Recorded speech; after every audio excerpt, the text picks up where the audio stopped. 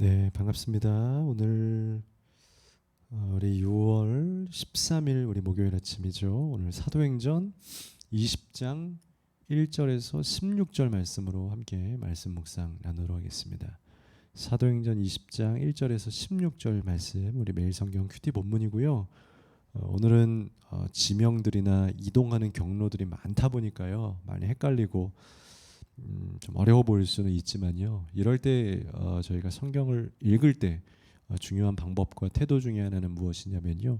그 하나하나의 명칭, 호칭을 알려고 집중하는 것보다는요. 때로는 그 비중이 좀 적은 그 붙어 있는 그런 동역자들이나 이런 이름들도 있고 하거든요.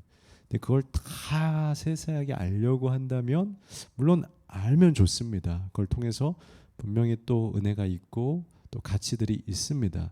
근데 우리가 이제 깊은 그런 성경 공부가 아닌 그런 묵상 정도 큐티에서 이것을 알 수 없고 그 정도의 시간과 집중력이 허락하지 않는다면 그럴 때 가장 중요한 것은 성경도 하나님께서 우리에게 이걸 주신 이유는 이 호칭과 명칭을 알려고 주신 건 아니거든요. 이걸 통해서 이 과정을 보는 거예요. 이 여정을 통해서 우리에게 말씀하시는 바가 무엇인가 그거를 아는 것이 훨씬 더 중요합니다. 때로는 명칭도 알고 호칭도 알고 이름들도 알아서 분석은 다 해놨는데 여기에서 무엇을 말하는 건지 모를 때가 있습니다. 굉장히 앞뒤가 또 거꾸로 되어 버린 거죠. 그래서 개인의 성향마다 달라요. 어떤 분들은 이걸 막 알아내서 막 알아요. 그래서 굉장히 똑똑하시고 뭐 객관적 지식을 많이 가지신 분들이 있는데 또 그런 분들은 또 어떨 때 보면 단점 중에 하나는 그런데 그 안에 묵상이 없는 거죠. 공부를 잘해내는 거 지성적인 분들인 거죠.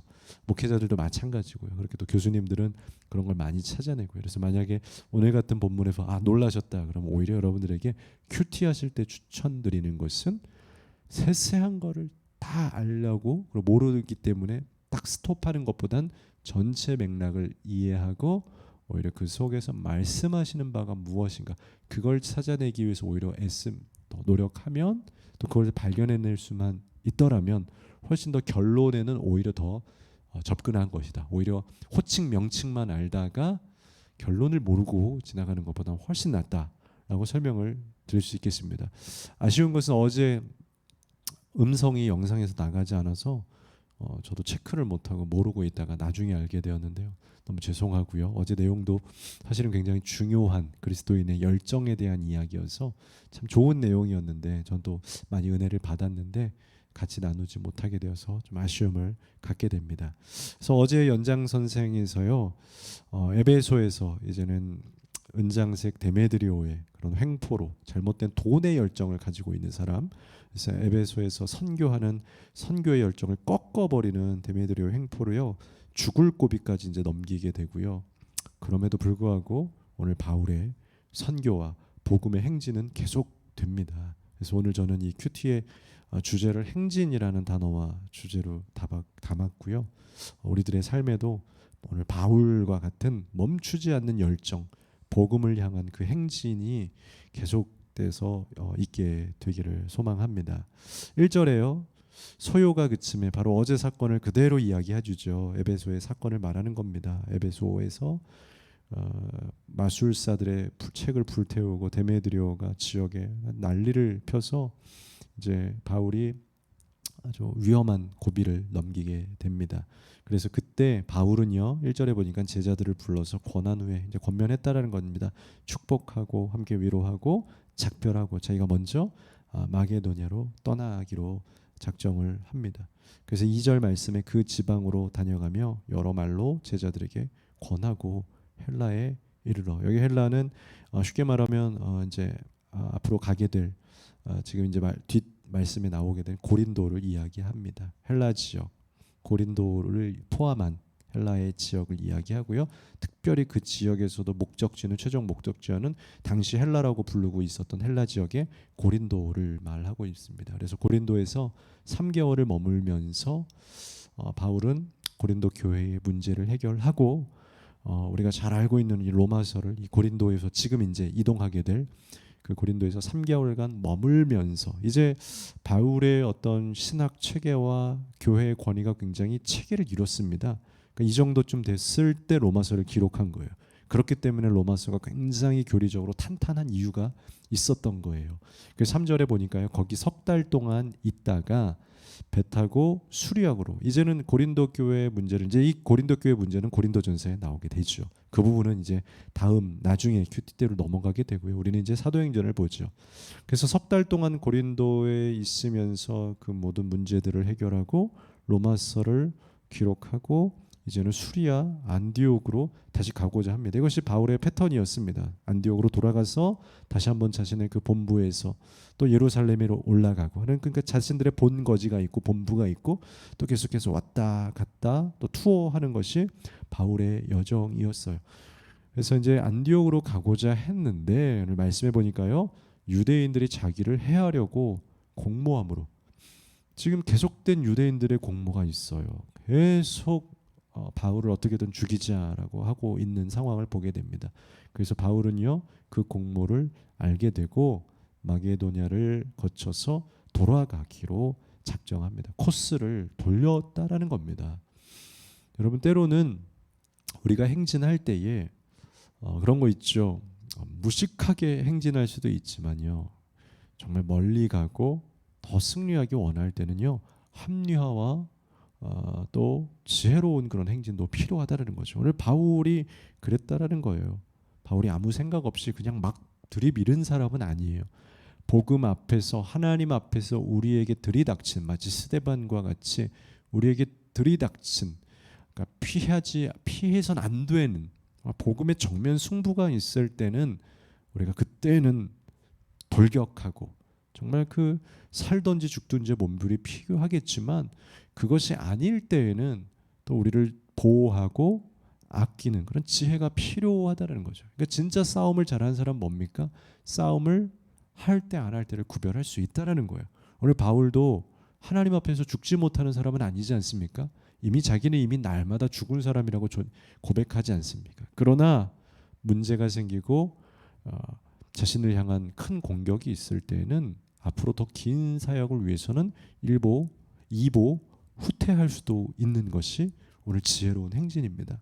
혹시 후퇴해야 될 때가 있습니까? 여러분, 그럴 때는 지혜롭게 후퇴도 하십시오. 여정을 바꾸기도 하십시오. 그것이 오늘 바울의 행진이었다라는 겁니다. 그래서요 4절에 아시아까지 함께 가는 자는 베레아 사람 쭉 이름이 나옵니다. 데살로니가 사람, 아리스다고와 세군데 더베 사람, 당시에 함께하고 있었던 동역자들, 이 교회들을, 그 바울의 일정을 같이 하고 있었던 힘있는 동역자들의 이름들이 등장을 하게 됩니다. 그래서 그들은 먼저 가서 드로아, 환상을 보았던 그 드로아로 다시 가게 돼서 우리를 기다리라. 우리는 무교절 후에 빌립보에서 배로 떠나 닷새 만에 드로아에 있는 그들에게 가서 이레를, 이제는 안디옥으로 가지 못하게 되고 그들이 마게도냐의 환상을 보았던 그 드로아로 다시 이동을 하여서 그 곳에서 일주일간에 머물게 됩니다. 굉장한 우여곡절을 보이게 되죠. 보니까 생각보다 계획한 일정대로 풀리지 않는 걸 보게 돼요. 여러분들이 아마 계획하시고 믿음의 여정을 걸어가실 때, 일상에서 걸어갈 때 계획한 대로 모든 것이 됐으면 좋겠지만요, 그렇지 못할 때도 참 많이 있는 것 같습니다. 생각하지 않은 대로 오히려 여기까지 온 분들이 더 많을걸요. 원래 나는 이런 데서 살고 싶었는데, 나는 이런 데서 일하고 싶었는데 어찌 하다 보니까 왔네. 그런데요, 참 좋은 게 뭐냐면요, 이 바울이 가지고 있었던 비전과 행진은요, 바울은 하나님 나라에 대한 비전을 갖고 있어요. 하나님의 꿈에 대한 비전을 가지고 있어요. 그러니까 우리가 항상 어떤 타켓을 가질 때 큰 그림의 영적인 그 원리를 먼저 갖고 있는 게 좋아요. 그러니까 쉽게 말하면 비전을 먼저 갖는 게 좋다라는 거예요.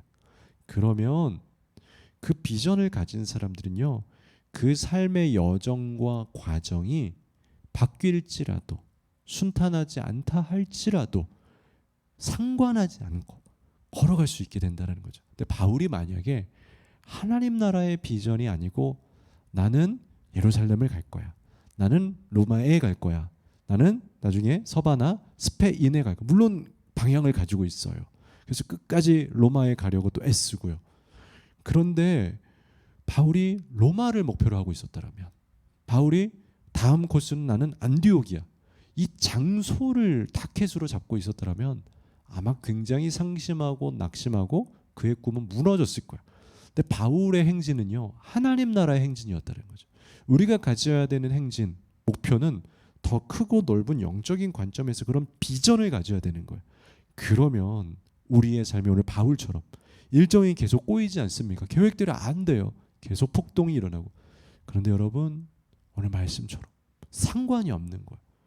우리가 만약에 우리의 삶을 통해서 내가 하나님께 영광 돌리겠다, 나의 삶을 통해서 내가 가난한 자들을 돕겠다, 내가 선교하겠다, 내가 예배를 세우겠다, 내가 혹은 성전을 건축하겠다, 내가 복지에 힘쓰겠다, 내가 많은 돈을 벌어서 나는 사업과 비즈니스로 하나님 나라를 넓혀가겠다. 그러니까 내가 비전을 갖게 되면요, 그 하부에서 따라오고 있는 여러분들의 수많은 시행착오, 때로는 실패, 이거 괜찮지 않겠습니까? 하나님 나라에, 그러니까 내 비전이라는 것에 푹 빠져 있는 사람. 근데 문제는 뭐냐면, 제가 보니까 우리 성도님들도 그렇지만 여러 가지 꿈을 꾸시고 하지만 비전도 필요하신 것 같아요. 비전을 가지면 여러분들의 삶의 변화와 바뀌어지는 때로는 자잘한 실패 속에서도 기쁨을 잃지 않게 될 것이라고 저는 확신합니다. 조금 실패해도, 무너졌어도, 왜? 나는 분명히 그 비전으로 갈 거니까. 나는 내 비즈니스로 하나님 나라 확장할 거니까. 그러면 바뀌어도 또 가는 거야. 넘어져도 또 가는 거야. 실패해도 또 가는 거야. 그 바울이 그랬다는 거. 이렇게 바뀌는데도 이 많은 동역자들과 함께 우리 또 이동하자, 다른 곳에 가자, 낙심하지 말자, 기분 상하지 말자, 또 가. 우리는 목표한 대로 가기만 하면 돼. 그 목표는 땅이 아니라 하나님 나라, 선교, 상관하지 않고 갈 수 있는 행진. 오늘 그 행진이 여러분들에게 있었으면 좋겠고요. 축복하기는 여러분, 인생의 꿈도 목표와 타켓도 좋지만 비전을 가져보십시오. 비전. 저는 오늘도 또 기도하고, 날마다 기도하고 있는 그 제목 중에 하나가 무엇이냐면, 정말 하나님 나라에 선교하는 거, 그리고 예배하는 거. 그래서 하나님께 계속 기도해요. 하나님, 예배하는 교회 되게 해주시고 선교하는 교회 되게 해주시고 하나님 힘을 허락해 달라고 기도했어요. 하나님 나에게 힘을 달라고, 이 성전에 힘을 달라고. 저의 타겟은, 목표는 이 교회가 얼마가 돼야지, 몇 명이 돼, 그건 아니에요. 그냥 그것도 없어요. 그게 아니고 그냥 하나님, 이 교회가 예배하고 정말 힘있게 선교하게 해주십시오. 그러면 저희가 어디에 있든지, 뭐 지방으로 가든 어딜 가든 해외를 가서 전혀 상관없습니다. 그러나 하나님을 통해서, 저를 통하여서, 이 성전을 통해서 하나님 예배와 선교를 이루게 해주십시오. 그러면 즐거운 거예요. 행복한 거고요. 포기하지 않는 거예요. 근데 땅에다 모양을 맞춰놓으면 너무 불행하죠. 늘 넘어질 때마다, 안 될 때마다, 그 지역으로 못 갈 때마다 슬프고 속상하게 돼요. 바울은 그러지 않았어요. 날마다 기쁜 이유가 바로 영적인 비전에 가치를 두기 때문에. 여러분, 비전을 꿈꾸세요. 여러분, 믿는 신자라면 비전을 가지세요. 예수님께서 인류 구원의 비전을 꿈꿨던 것처럼 바울이 받은 은혜로 세상을 구원하고 싶은 선교의 비전을 꿈꿨던 것처럼, 여러분 일상에서 내가 어떻게 이 하나님께 감사를 표시할까, 비전을 꿈꾸십시오. 조금 시야를 더 넓혀 보십시오. 여러분, 적게 보지 마시고 넓은 하나님 나라를 보시고, 그 하나님 나라에서 내가 어떻게 쓰실지. 우리는 너무 이 좁은 땅덩어리에서, 이 지구에서, 지구 조그매요 여러분, 크지 않아요. 하나님 만드실 때 온 우주 흑암과 혼돈과 공허가 있었어요. 거기서 지구는 요만한 거예요. 그 안에서 뭘 할까, 그 안에서 어떤 직업을 가질까, 너무 조그마다는 거예요. 크신 하나님 나라에서 내가 무엇을 할까, 내가 어떻게 하나님의 자녀가 될까라는 큰 꿈을 꾸세요. 그러면 쉽게 낙심하지 않을 거예요. 그리고 이 땅에서의 일이 쉽게 극복이 될 거예요. 상관치 않게 걸어가는 오늘 이 바울의 모습, 오늘 이 팀, 이 행진 여러분들에게 있게 되기를, 비전을 꼭 품게 되시기를 축복합니다. 특별히 그 과정 속에서요, 이 드로아에 있을 때의 12절 말씀을 보니까 8절부터죠. 우리가 모인 윗다락에 7절부터 그 주간의 첫날에 우리가 떡을 때려 모였더니 바로 이 주간의 첫날이라는 것은 오늘 새로운 것을 선포하고 당시의 예배의 습관을 보여주게 되는데, 원래는요 안식일은요 주간의 마지막 날이에요. 우리가 쉽게 아는 토요일이라는 거죠. 그런데 이제 예수님께서 부활하신 일요일이라는 개념이 생겼죠. 예수님께서 일요일에 부활하신 거, 토요일이 아니라 우리의 달력으로 치면요. 그래서 이 제자들은요 바로 그 주간의 첫날인 안식일이 끝나고 나서 일요일인 그 주간의 첫날에 모임을 가졌다는 거죠. 예배를 드렸다는 그 증거를 생생하게 보여주는 거예요. 그래서 오늘 이 기독교 사람들이 주간의 첫날에 들어와서 이제 떡을 떼고 함께 예배하고 말씀을 나누려고 모였어요. 이 행진 속에서도 예배하고 하나님 앞에 말씀을 나누는 거, 묵상하는 거 늘 잊지 않았어요. 우리가 항상 이것을 잊지 말아야 해요. 그래서 8절에 보니까 우리가 모인 윗다락에 등불을 많이 켰대요. 그리고 오늘 그 말씀 집회 현장에 유두고라 하는 청년이 창에 걸터 앉아 있었대요. 우리가 옛날에는요 이 말씀을 간혹 이 말씀을 들으면서 말씀 들으면서 졸으면 안 된다. 졸면 하나님 기뻐하시지 않는다. 그래서 때로는 어떤 분들은 이것 때문에 심판받았다. 근데 제가 볼까 그런 장면이 아니에요. 오늘 말씀이 뭐라고 기록합니까? 등불을 많이 켜서 당연히 여러분 산소가 모자른 거예요. 여러분 캄캄함에도 불구하고 그들이 예배하고 집회하다 보니까 등불도 켜놓죠. 산소가 모자르죠. 그러면 어느 누구라도 졸립습니다.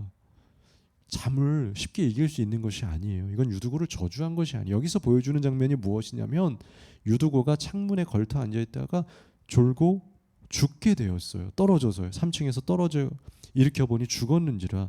근데 더 우리가 집중해야 될 것은 우리 마음대로 이 말씀을 집중해서 졸았으니까 졸지 마십시오 이야기하려고 하는 것이 아니고요. 바울이 내려가서요 그 말씀의 현장에서 안타깝게 죽은 이 형제를 안고 떠들지 말라, 생명이 있다, 호들갑하지 말라 하고 기도해요. 그랬더니요 이 친구가 살아났다라는 거죠. 12절에 사람들이 살아난 청년을 데리고 가서 적지 않게 위로를 받았더라. 12절이 훨씬 중요한 말씀이에요. 유도고가 죽었다가 아니고 사실 이 말씀 집회에 있는 많은 사람들, 기독교인 사람들은 이미 마음과 그들의 상황이 죽어있는 사람들 아니겠습니까? 슬프고 계속해서 쫓김을 당하고 공격을 당하고. 그런데요 이 말씀이 있는 곳에서 이 말씀을 전파하는 이 자리에 말씀을 통해서 죽은 자가 살아나는 걸 하나님이 보여주신 거예요. 이것이 바로 기적인 것이고 하나님이 살아있고 하나님이 여러분들을 위로한다라는 생생한 증거라는 거예요. 기적은 우리를 그냥 살려내서 그냥 그러려고 보여주는 게 기적이 아닌 거예요. 바로 우리를 위로하기 위해서 기적이 필요한 것, 상처나고 낙심한 자들, 복음이 필요한 자들을 구원하기 위해서 주시는 것이 기적인 거예요 사실은. 그래서 이 곳 가운데서 상심한 자들이, 지친 자들이 유두고가 살아나는 걸 보니까 마음이 어떻겠어요? 맞아. 말씀이 맞아. 우리가 걸어가는 이 길이 피곤하고 지치고 낙심되지만 하나님 말씀을 증거하는 이 길이 가치 있고 보람 있는 길이야. 봐, 말씀 가운데 함께 기도했더니 죽은 자도 살아나다. 여기에 내가 목숨을 거는 게 맞아. 여기에 내 삶을 거는 게 맞아. 여러분 우리의 행진이 여러분 헛되지 않아요. 왜냐하면 하나님께서 우리의 행진 가운데 말씀을 주실 것이고 그 말씀은 분명히 기적을 일으키기 때문에 그렇다라는 거예요. 여러분들의 삶에 지치고 힘들고 고될 때 있다라면 그 행진이 옳다면 분명히 하나님이 여러분들의 삶에 위로를 주실 겁니다. 여러분 말씀으로 위로를 경험하시고 또 그 말씀의 현장 속에 나타나는 수많은 역사들을 통해서 위로를 경험하는 여러분들이 되셨으면 좋겠습니다. 그래서 바울은요 이제 예루살렘 최종 목표인, 그러니까 이 여정의 목표인 우선 예루살렘에 들어가려고 오순절에 맞춰서 예루살렘에 들어가기 위하여서 계획을 수정하고 또 그렇게 준비를 하게 됩니다. 그리고 16절에 보니까 바울이 아시아에서 지체하지 않기 위하여 에베소를 지나 배 타고 가기로 작정하였으니 이유가 뭐냐면 이제는 속도를 내서 진행을 한다는 겁니다. 왜냐하면 될 수 있는 대로 오순절 안에 예루살렘에 이르려고 급히 가미러라. 바울은 다시 한번 오순절의 경험이 있었던 그 오순절 마가 성령의 다락방 이전에 다시 예루살렘에 들어가야겠다라고 계획을 하고 이제 수정된 궤적 속에서 끝까지 또다시 행진을 이어가게 됩니다. 오늘도 여러분들의 믿음의 행진 가운데서 주님의 말씀의 역사와 그 안에서 적지 않은 위로를 받게 되는 여러분들이 되시기를, 여러분들의 믿음의 행진 속에 오늘 바울처럼 수많은 궤도의 수정과 우여곡절이 있겠지만 하나님 나라의 비전을 가지고 지치지 않고 낙심하지 말고 묵묵히 끝까지 또다시 일어나 걷는 여러분들 되시기를 바랍니다. 기도합니다. 거룩하신 하나님, 바울이 계속된 유대인들의 음모로 궤도가 수정되고 바뀌고 또 두려운 일 있지만 바울은 또 바꾸고 또 바꾸어서 계속된 행진을 지속합니다.